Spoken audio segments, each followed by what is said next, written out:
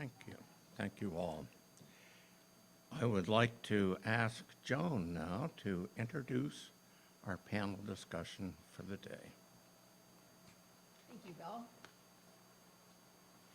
So again, I'm Joan Chatty, and I'll have to say it's my great pleasure and joy to have the group of Churning Rapids community members to be here today. We are missing Sue Ellen Kingsley, who is out visiting her grandkids and her daughter out in Colorado. Maybe they'll pop on the screen, not sure, I gave her the link. But anyway, we've been wanting to hear from them for probably at least a year and a half, and just whatever period of a variety of things, this turned out to be the best day, and they really wanted to be in person. Otherwise, you might have had them as a forum. So I'll just move on with introducing them. They're going to tell us about why they're involved, what they gained from being their involvement, and we'll have time for some question and answers, and then they'll stick around for a little bit with refreshments, so if you can ask questions one-on-one. So I guess it's not, I don't really have you, maybe it doesn't really matter because you'll be sitting up here probably in a different order anyway. So I'll start with Rick LaDuha, is an integrated designer focused on sustainable paradigm shift and formerly a staff member at the International School of Art and Design at Finlandia University. He is a founding member of the Churning Rapids Community with previous communal living experience. Sasha Chesler is new to Churning Rapids Community and not yet a formal member. She has an art and design degree and makes sustainable outdoor gear at Chicken Tramper, an ultralight outdoor gear startup in Hancock. She collaborates closely with current members. She's eager to learn more about the CRC and the alternative living style it offers. Terry Kinzel is a geriatrician at Portage Health. He has lived at Churning Rapids since 1978. He and Sue Ellen Kingsley are founding members of the Q&L Land Trust. Sue Ellen is a retired nurse. She was a back to the lander in the 60s, a hippie school teacher in the 70s, became a mother in the 80s, married Terry in the 90s, and she did not know what she was getting into.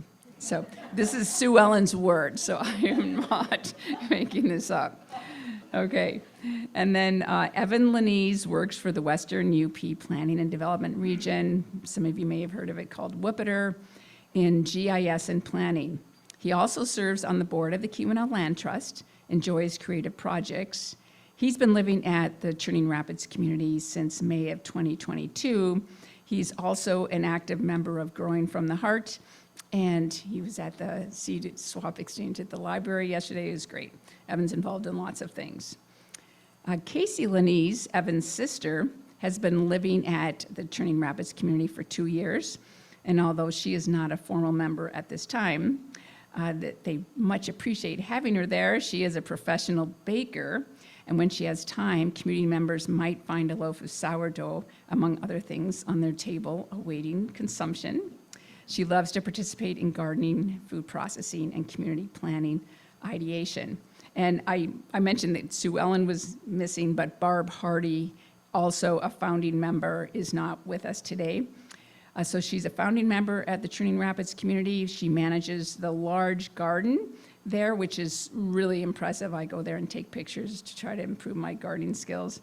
And this garden is used by all the members. Previously, she was a staff member at the International School of Art and Design at Finlandia University. So you all can come on up and arrange yourselves. And there's a microphone there, and however, if there's an order that you were planning to present in, it's great. And we are really looking forward to hearing all about the Churning Rapids community. Thank you so much for being here today.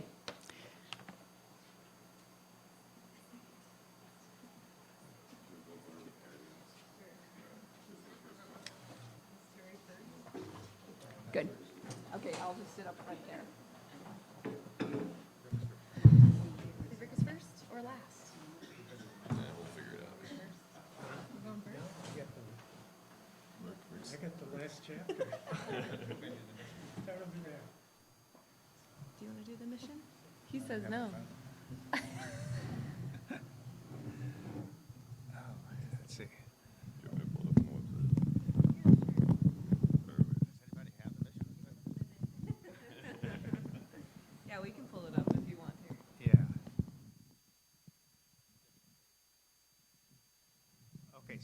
So hi, I'm Terry Kinsel, and we're a little bit disorganized here, but I think I'll have Evan read what? I'll have Evan read the mission statement, and then I'm going to,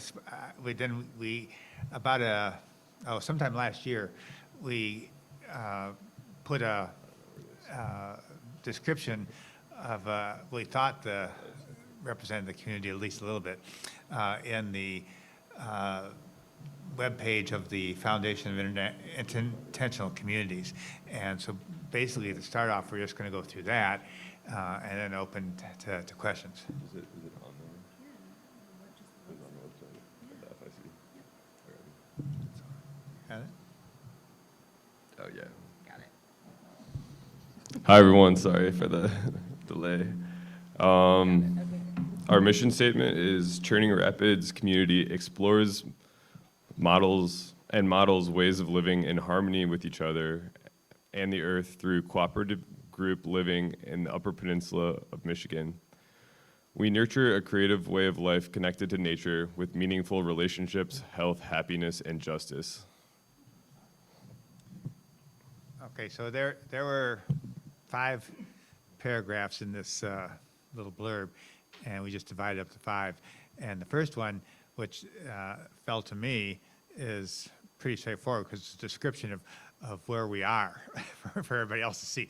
So I think most of you know where we are, but we're basically halfway between Hancock and McLean Park, and we have a few acres with all our buildings on that. It's cold winter area, and I've been on the site since '78, but as a community, we've been about 8 years. There's a couple other things I just want to say is that this is an uncomfortable presentation for me because I feel like that I'm supposed to be an expert and having accomplished something, but I don't feel expert and I don't feel very accomplished. But it reminds me, and I told a couple people here, of the saying about tech students, tech engineers, is that when they graduate, they say, well, 4 years ago when I came here, I didn't know how to spell engineer, and now I are one. And that's so, 8 years ago, I didn't know much about intentional communities, and now I'm supposed to be one. But anyways, now I'll pass on to, are you next? Yeah, I'm next. Okay. I'm just going to speak a little bit about what we have on our property. So there are 4 residences where we have 7 members total right now. And each household has their own garden space. And we also have a community garden, which was mentioned earlier, mostly for food production. We have some medicine plants in there as well. Yeah, Barb does some herbalism stuff too, which has been really good for me in my own physical wounds sometimes. There's a small creek that runs through the property and a pond on the property as well. We also have a small pavilion in our garden, and 2 greenhouses, one for starting seedlings and one for food production. And then a small materials depot next to the garden where we do composting and hold like leaves and horse manure to upkeep the garden, and some tools and stuff like that. And we also try to encourage reuse within materials we have on site, and use that in creative ways, and also try to think deeply about like what we call trash and how that can be repurposed or used or recycled or limited in ways that we can try to reimagine some of those ideas. And then we've also have space for poultry, a small building for them. and an area where we have a mushroom production. So we grow shiitakes, and last year we started some oysters and lion's mane. So we'll see how those go this year. But Are we allowed to intervene at all? Sure. So I just want to say something about the poultry. So that they have chickens and geese, and apparently I am the only one in the community that likes the geese. And the the saying is that at my wake, the dinner is going to be goose. they're the guard geese for the community. They're pretty vicious, but they keep everyone in line. Yes. They are beautiful, though, the geese. And they're what, 21 years old? Almost 20 years old now? They're huge, yeah.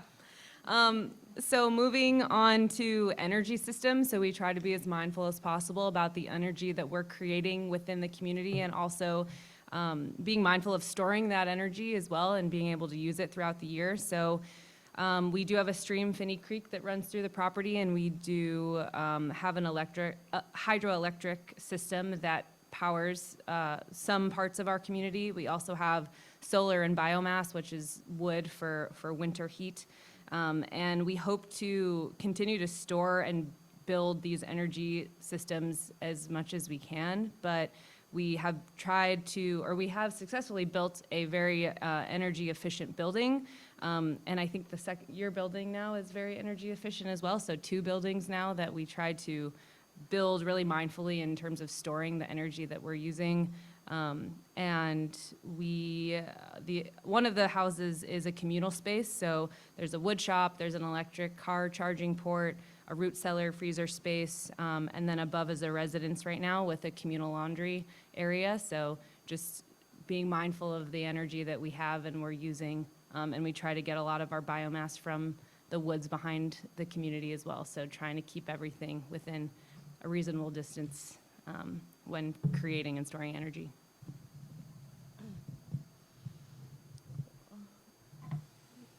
Give up my little spiel. Okay. So as far as like how we kind of operate as a community, we have like brunches every Sunday. So we all get together and we rotate through the households. So like Terry hosted last week, and kind of do a little hour-long brunch and just kind of like catch-up session. You know, we talk about what's been going on in our lives and whatnot. Before kind of like shifting into, we have work meetings and more like policy-focused meetings. So usually we'll like kind of run through, during the beginning of the month, we'll run through like what needs to get done that month in terms of like work tasks for upkeeping the property and facilities and like seasonal things. So during the summer, what needs to get done for the garden, or during the fall, like we collect firewood. So just kind of coordinating all of that. And then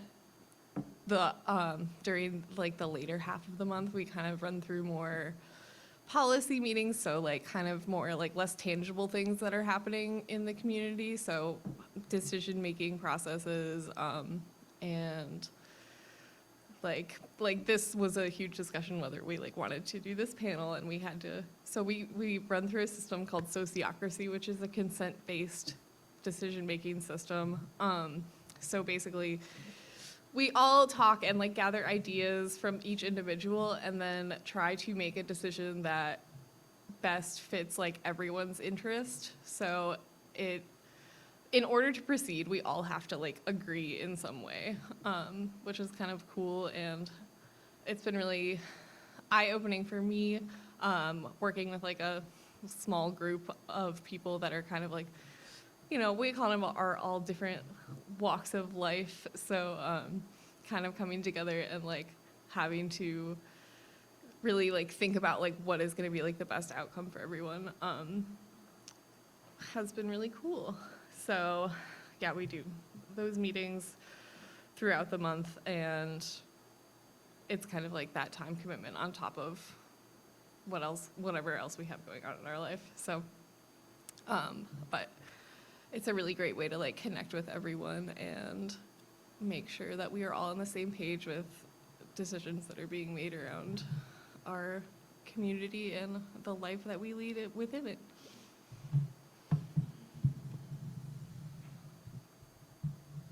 Nice job. I had the last chapter to synopsize, and one of the big obstacles that we've faced has been how to organize our group legally. And we finally found a lawyer, albeit in California, who didn't tell us we shouldn't be doing this. And my report is we're working on it. It's a tough road because the systems we live within don't really honor what we're trying to do.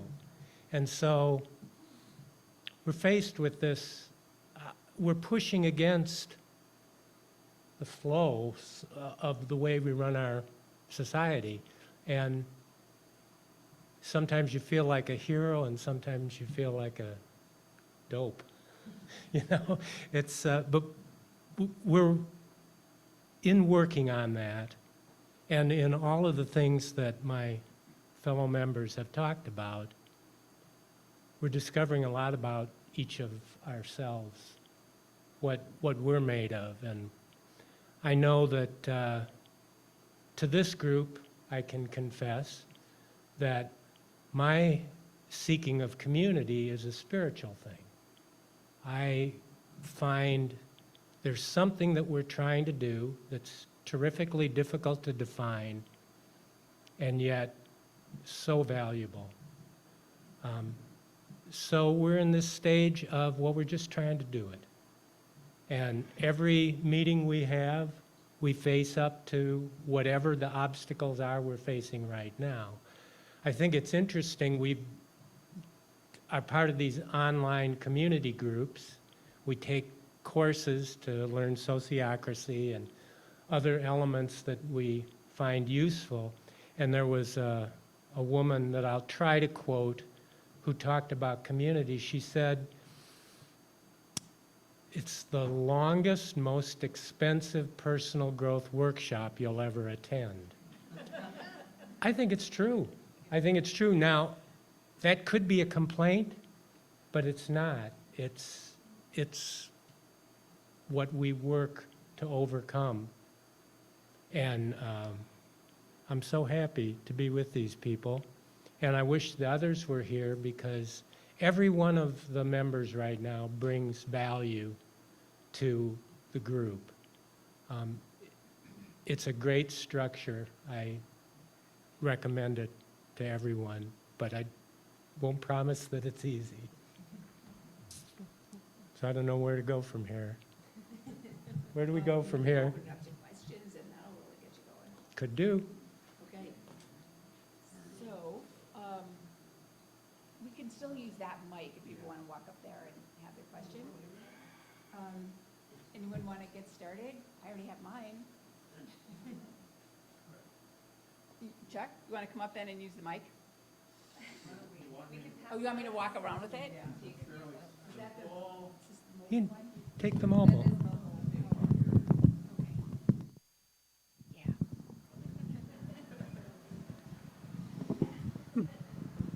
You used a word to describe your maybe governing principle, and it sounded like Sophiosophy, except what was it? It's a new, what is, please tell about that. You can just hold it perhaps, so we want to keep taking it in or out. Sure, I'll do it. The governance system we use is called sociocracy. It's also called dynamic governance in some areas. It's basically a consent-based system where every member has an opportunity to speak. They're allowed to pass, but they get a chance.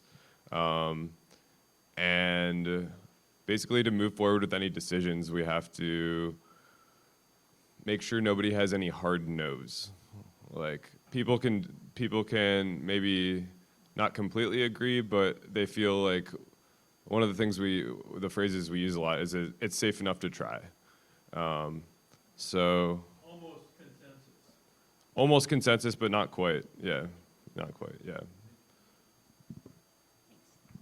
And the one thing that I would add is, in terms of my understanding, is that in consensus, you don't have to justify a block necessarily. I mean, may not, maybe, I don't know much about consensus, but that's my understanding. And I think that this is intended at least partly to get around that, in the sense that if you have an objection, then the objection has to be compared to the mission and aims, mission goals and aims, something like that. And if it doesn't fit in there, then it's not a valid objection. Yeah, or just you have to have a reason so that we can talk about it and work through it with you, because like we're trying to create a space where we hear what you're saying, we hear why you have an objection, and we're trying to brainstorm all together how we can move past that, or how we can make it so that you feel comfortable. Question? Oh, great, thanks. All right, there's Jan Dahlquist. Can you see her raising her hand? Do you all know Jan? She's amazing. Yeah, this question comes from an outsider who's lived alone for 44 years, and it comes to the core. What is your income? Is it separate? Is it joint? Do you pay individual taxes, or do you pay wholesale taxes? How does your survival work as far as finances go? We're operating as individuals, and we're striving to find ways to continue to tie ourselves together. We have a lot of shared facilities, and but we right now use a rent structure and try to cover all of the expenses and also unexpected things that may come up. And we're working on developing a capital account so that we can do the things we need to grow, not just keep things going. It's a work in progress, but it's something that we talk about frequently. That answer your question? Oh, Terry? Yeah. One of the concerns is that we're such a small community of such variable ages. And so like if we had 100 members, then each member would only amount to like 1% necessarily of the capital. And with only 7, it's a lot harder to figure that out.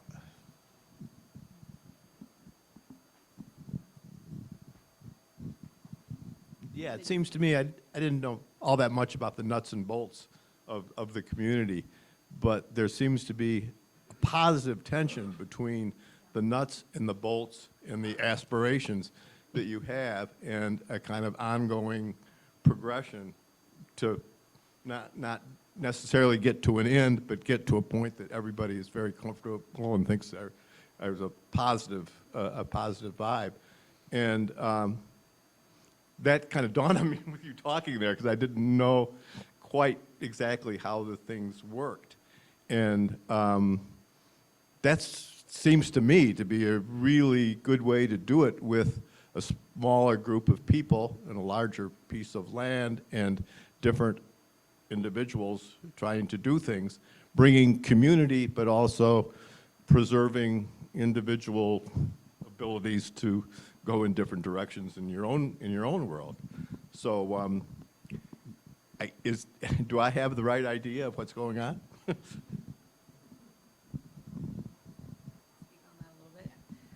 So I'm a pretty new member to the community. I've been there about 2 years, and looking from a newer perspective, I think it's just a really amazing opportunity to find alternative ways of living. I think I joined to hope to change the mindset of, you know, paying a ton of money in terms of rent and just getting a place to live, versus paying a rent structure and having a community that really cares about who you are and what you're doing, and being a part of where you're living and caring for the land. And so I think that there's a big difference between my place in the community, and Terry and Rick's place, because they've been there for way longer and they've established it.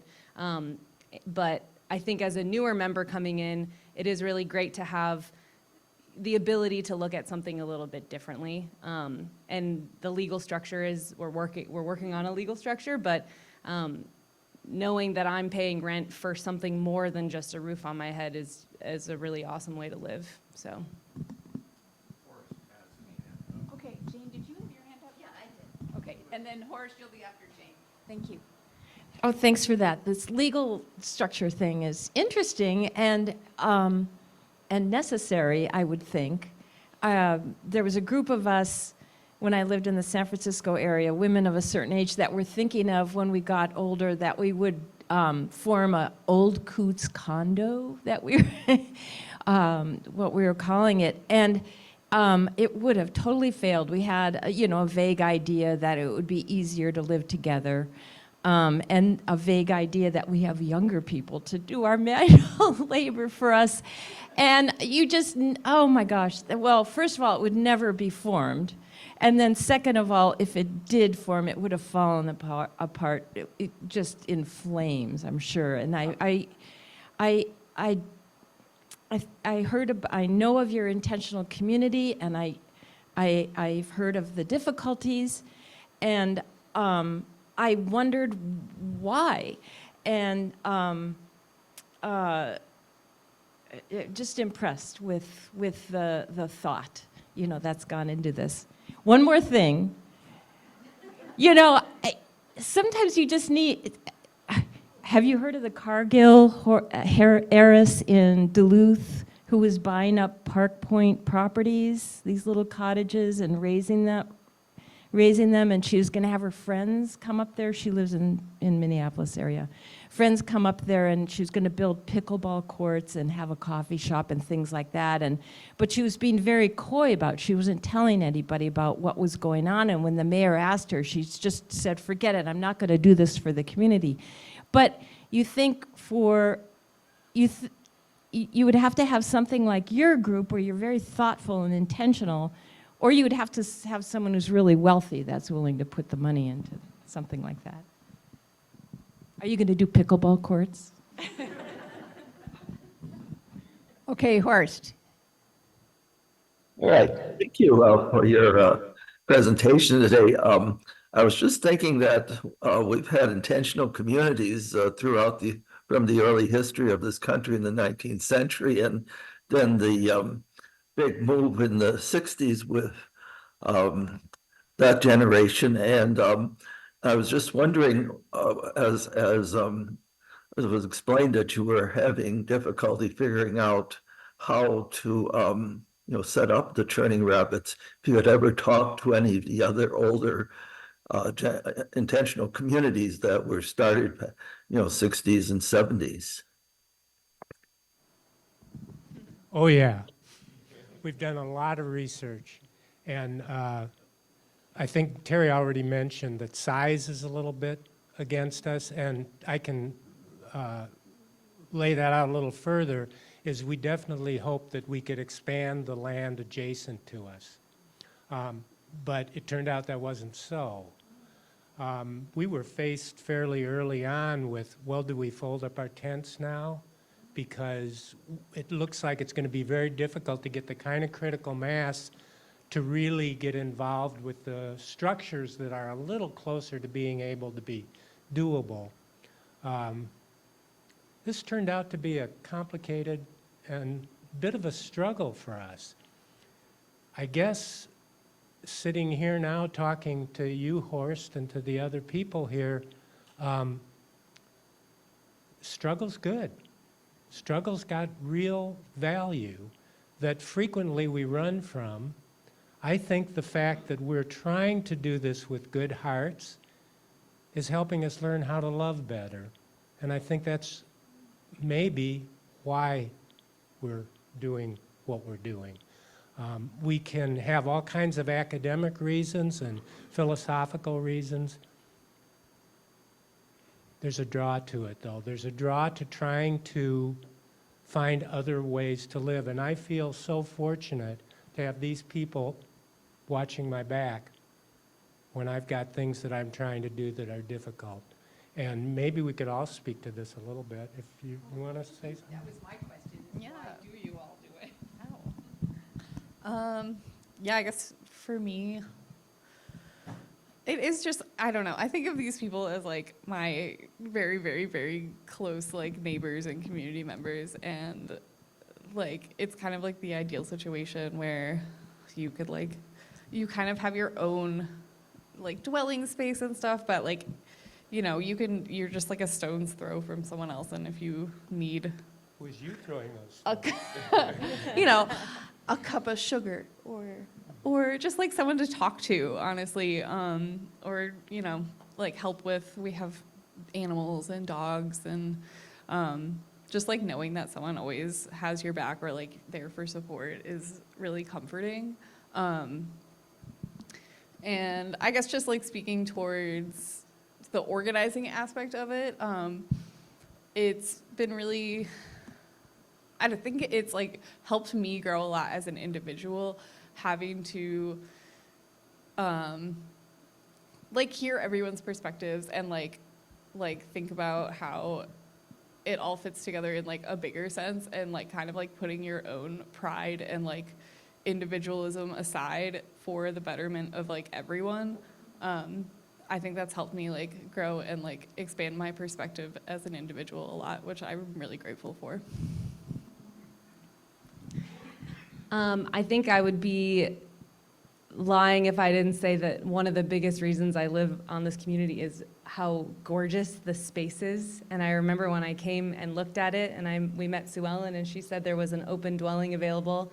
Are you open to moving onto the property? It felt like a no-brainer. And then everything that came with living on such an amazing property is the support systems, you know, being able to have people to talk to, have people to like have your back. And I always kind of knew that community would be really hard, and I didn't quite realize what I also might maybe be getting into, but I think it's such a way to grow the way you're looking at how you live and what you're doing and how much waste you're using and how much energy you're using. It's just it just is eye-opening, so yeah.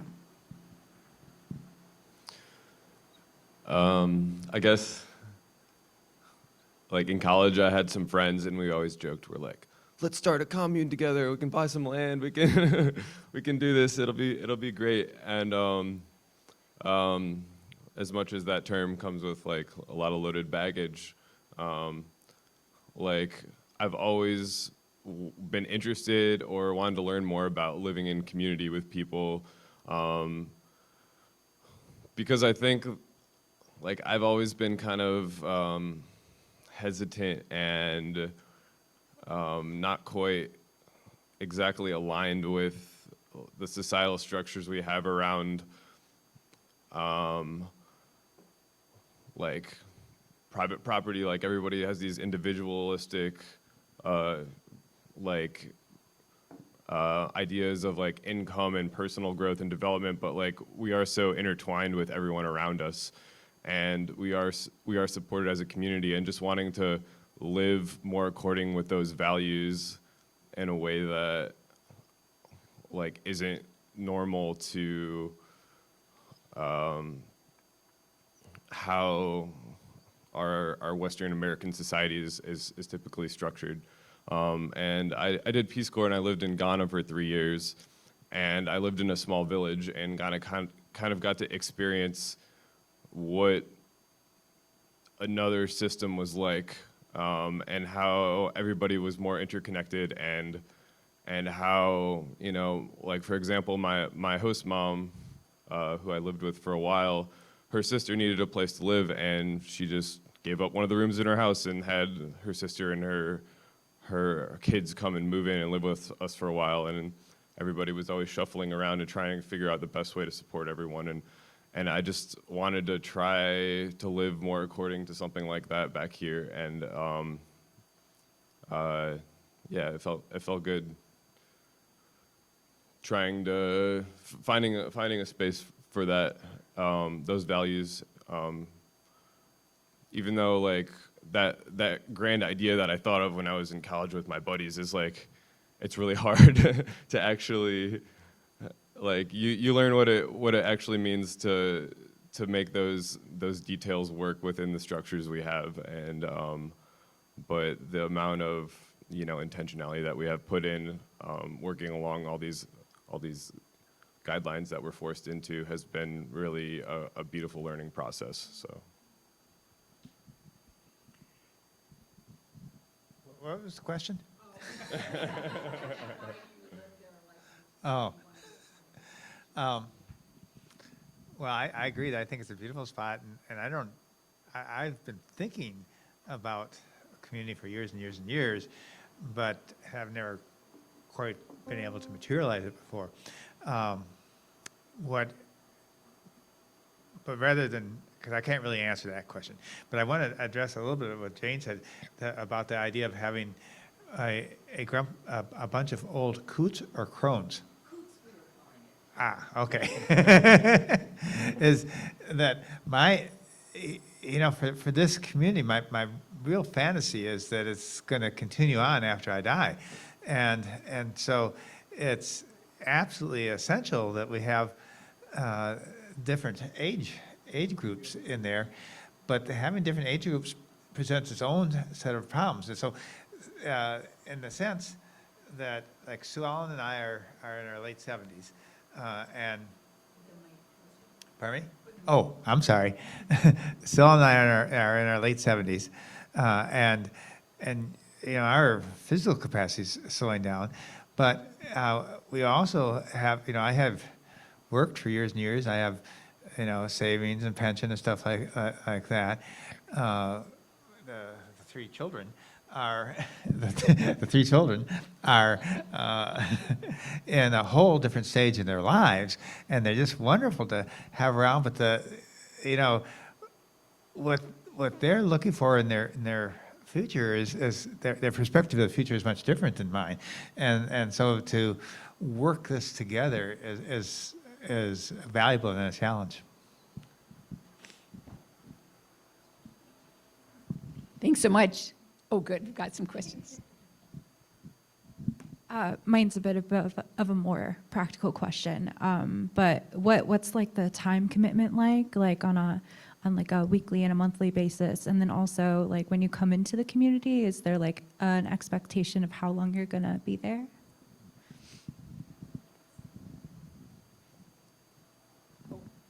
Who's answering that one? Okay, so this is a little bit of dark humor, but so I'm a doctor, and when I was an intern, we were always supposed to, it's a university, research hospital, and we were always supposed to get autopsies, and everybody died. But sometimes the families weren't all that happy about getting autopsies, and so what we were supposed to tell them is, in a last-ditch effort to keep the person alive, that we put a gold ball down their stomach, and if they don't allow us to have an autopsy, they'll have to pay for the gold ball. So that's sort of what it is in the community. Or maybe what is it like with the mafia? So if you think you're going to get out, forget it. And so that's a little bit of an exaggeration, but the goal is we hope that people will stay there as long as everybody's happy about it. Obviously, it's one thing to say for me to stay there for the rest of my life, as opposed to 30-year-olds to stay there for the rest of their lives. I've moved like a dozen times since I was 30. We invite, so we sort of talk to people that want to come and interact with them and see if there might be a good match. And then the theory is, anyway, that we have a 1-year trial period where we try them out and they try us out to see, and if at the 1 year, after that, then in theory, we do the sociocracy course and become members. Then it's indefinite after that, but we're all signed up for a year at a time. Does that answer the question? I can speak a little bit more about it. So as far as like time commitment per month, we have 3 brunches that come with meetings that we all try to attend every month. Sometimes there's 5 Sundays in a month, so we'll get some free days. And then when we joined 2 years ago, there was that was one of the holes that and the expectations that we weren't really communicated because we hadn't quite figured it out, and that's something like we had to learn.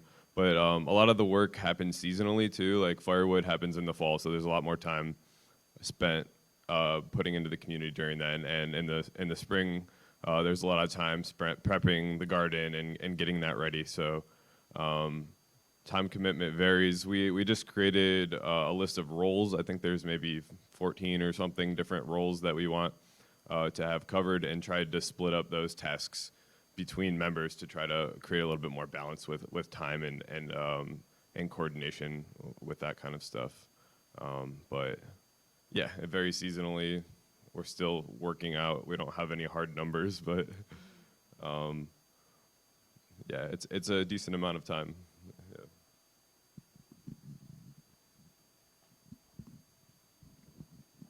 Well, okay. You all seem very different but the same. Yeah, okay, you all seem very different, but at the same time, on the same page. And I wonder if there's an intentionality with the group, as it may expand a little bit or people change, to include different, not only personalities, but different expertise at things to make the nuts and bolts work really well. I mean, we kind of fantasize about a geezer hotel and realized we don't all want to be geezers there because we're in deep trouble if that's the case.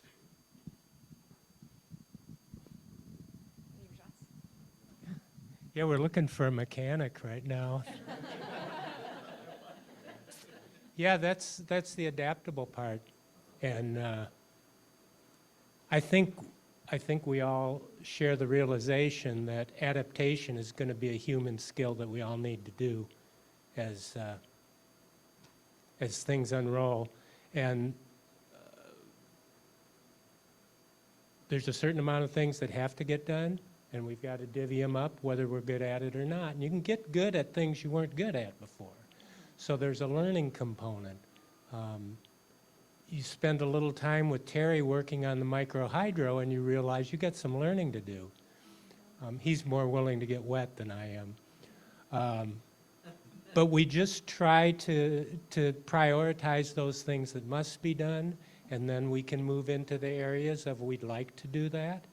And when we think about adding people, that's a consideration, but I feel that fitting the chemistry of the group is the most important aspect. And there's got to be give and take there. No one can come in and expect to fit perfectly, and we don't expect them to. So there's got to be a kind of adaptation that I think is good learning for all of us. And if next month some problem comes up that we didn't anticipate, that's where the group chemistry is going to dig us out instead of going, well, who's the expert for that? Because we probably don't have an expert for that. I think another thing is we try to build in redundancy so that if Terry tries to pass his knowledge on the hydro, and each of us has areas of knowledge that has put us in the position that we've gotten in the community. Well, it behooves us to learn how to do more than one thing, because inevitably it happens that we have to be able to. Anybody else want to add to that? Oh. Oh, yeah. Yeah. All right, well, let's give them a round of applause. We so much appreciate your time.